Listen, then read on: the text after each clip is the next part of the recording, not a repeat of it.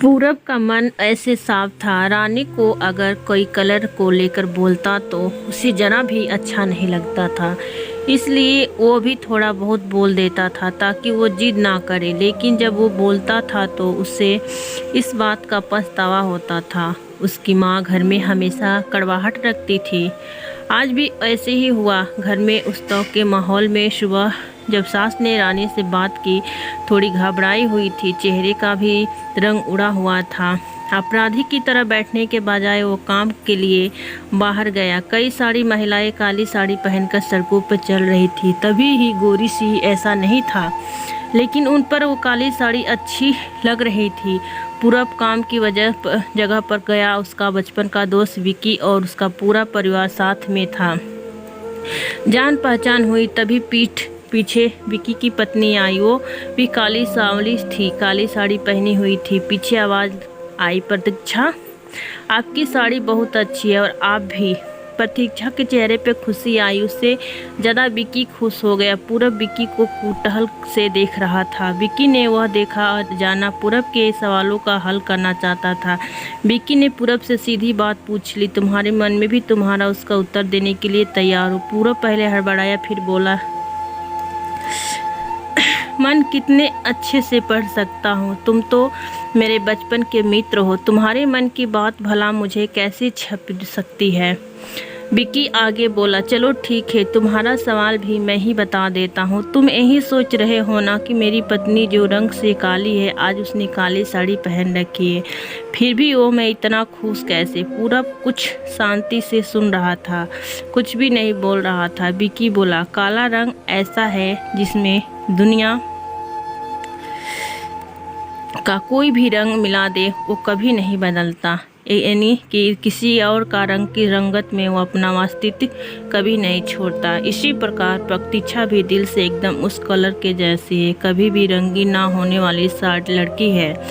अपनी मर्जी से जिए, यही मुझे लगता है। मुझे उसे खुश देखना चाहता हूँ। लोगों का क्या है, वो तो बैठे ही बुरा भला बोलने के लिए। गोरी औरत रही छिपकली बोलते हैं, काली होती तो चूहा कौवा बोलते हैं, क्या क्या नहीं बोलते हैं। ताना मारने वाले तो हमेशा खुश रहना चाहिए, वही मैं कर रहा हूँ। सुबह मुझे बोली, मैं किसी दिख रही हूँ, अच्छी नहीं लग रही हूँ। तुम ऐसा बोलना पर उसके चेहरे पर कोलगेट स्माइल देखकर मुझे सकारात्मक ऊर्जा मिली।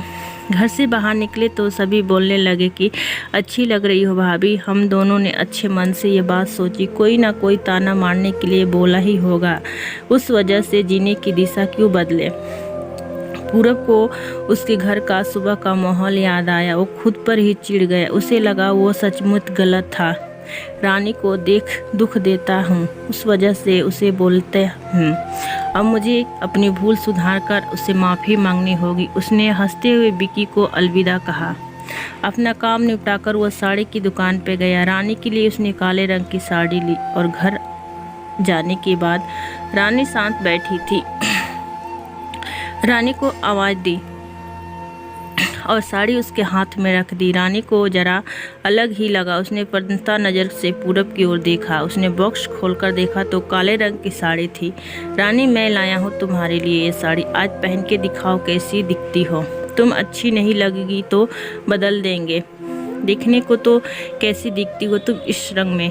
रानी को जरा अच्छा लगा। चलो तैयार हो जाओ, जल्दी, हम जरा बाहर जाकर आते हैं, एक क्लाइंट के पास जाना है, उन्होंने बुलाया है।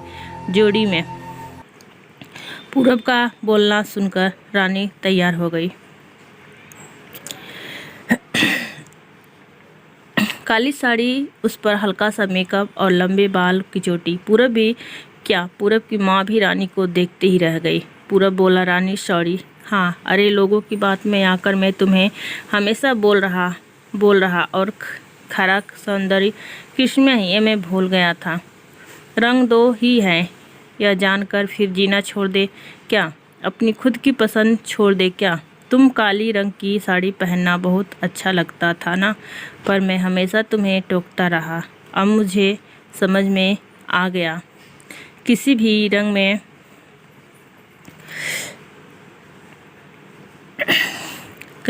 रेंगते वक्त मन साफ हो, खूबसूरती निखारती है। तुम चाहती हो वैसे ही जियो, मैं कभी भी तुम्हें नहीं बोलूँगा। और सचमुच सुंदर दिखती हो तुम, तुम्हारे रंग पर अच्छा खिलता है। काला रंग रानी के चेहरे की लाली और भी ज़्यादा बढ़ा गई थी। यह सुनकर शर्मा कर वो पूरब को बोली, क्या आप भी? पूरब ने रानी को मुस्कुराता देखकर चेहरा देखा और उससे बदले हुए विचारों से पूरब खुश हुआ।